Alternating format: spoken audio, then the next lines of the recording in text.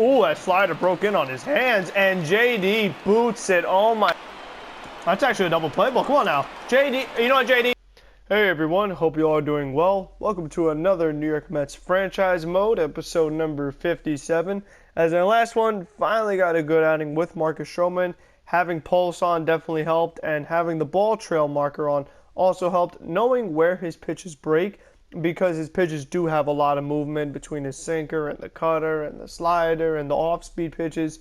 So just knowing where they were going to break really helps me locate the corners, keep the ball away from the lefties, and try to not hang anything over the middle. And all in all, made for a good series for us.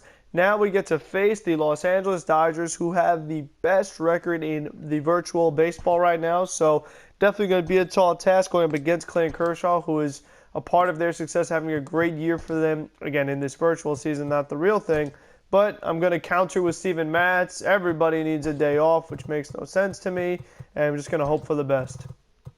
What really bothers me is the fact that McNeil, I mean, he was kind of tired, but now all of a sudden he's like really tired. I mean, was that last game that exhausting from him? I guess the travel from Philadelphia to New York is just so grueling and so unbearable that, I mean, you can't play a baseball game the next day.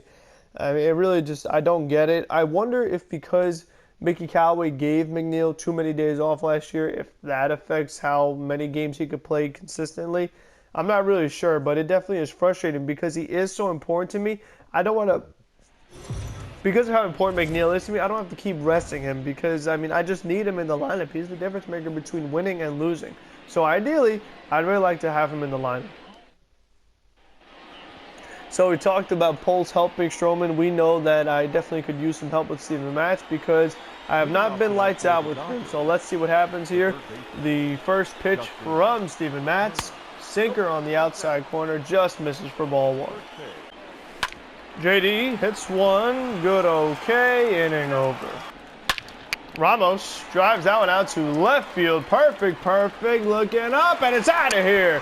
Wilson Ramos leaves the yard to put the Mets up first. It is 1-0. All of a sudden, the power seems to kind of be waking up for Wilson Ramos a little bit. I know the Mets have been posting some of his highlights from last season on YouTube this week.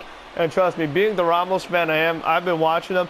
And it is interesting that, like, as the season moved on, eventually he started to hit more home runs. Like, in April, he didn't really leave the yard much. In May, he hit a lot of home runs. And then he had that big hitting streak where, you know what, he had a couple home runs. So I still think that he definitely was an upgrade compared to what the Mets had in previous years with catchers not being able to hit at all. They definitely got a good offensive season out of Ramos. Not his best, but again, it was still just an upgrade from what they had. And I definitely think it made a big difference in their offense in general and their whole team. I mean, that was a big reason why they went from being a team that finished with a under 500 record to above 500. I think Ramos was a huge part of that.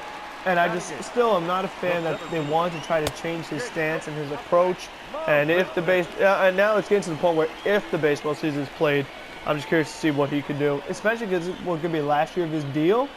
And that wouldn't be good because you only got 1 year Ramos, so you don't really have a backup plan. Do you re-sign him again? I don't know. It's definitely risky the second time doing it. The Mets definitely learned that lesson with somebody like Cespedes, who the first time you signed him, all right, makes sense. But then the second time you gave him a contract, that's where the disaster happened. And there's a double play ball. Come on now. And Jeff Bruce it. No way. Come on. What is going on here? Why can't we just make plays? Oh, my gosh. Should have been inning over twice. Try another 2-2. That one's hit up the middle, and that's going to bring home a run that they really shouldn't have got because JD should have made the play, then McNeil should have made the play. Of course. Of course. That's actually a double play ball. Come on now. JD, you know what, JD? We're done. We're done. We're done, JD. You are pretty much never allowed to play third base again. Why? What did Matz do to you? What is he doing right now? He's just giving them runs. He said, here, take them. I mean, oh my gosh. He makes the error on Justin Turner. Now he wants to throw it in the outfield where the inning could have been over. I mean, it's not so much the runs. Like, okay, the runs stink, obviously. But look at all these extra pitches I'm throwing with Matz. I'm lucky if I can get this fourth inning out of him. And all the extra runs that are probably going to come from it. And I can't even throw a strike because I'm so frustrated. JD, come on. I mean, you know what?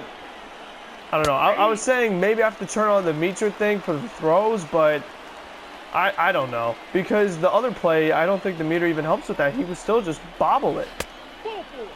This is a disaster. Thanks, JD. I mean, really appreciate it.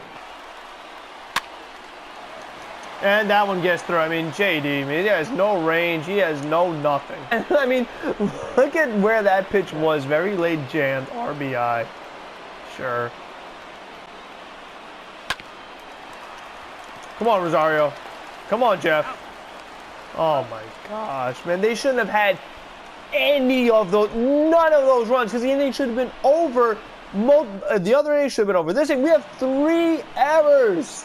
Why? Why is it that now I'm facing the best team, now we want to make all the errors? We couldn't do it when I was up 15-0 or I was up 7-0. We couldn't make errors then. Now we'll make errors. In our toughest matchup, good time to start doing errors. Great idea. The third baseman, JD. You know what, JD? That single doesn't mean jack diddly you know what to me, because that's not a 3-run single.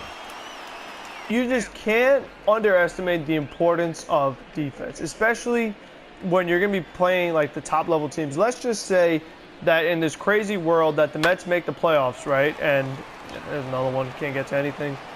And they have to face the Dodgers. And you're facing Kershaw, and he's pitching great, which he probably would because it's the Mets. Like, you can't just give them runs based off terrible fielding, which I've given them 3. But the other thing that it does is, okay, now Matz can't go deep into the game. So now guess what? Now the bullpen has to come in much earlier than they should. And, of course, he's going the wrong way. And what that does is, first of all, anytime there's more bullpen for the Mets, you're really... Hold on a second. There we go.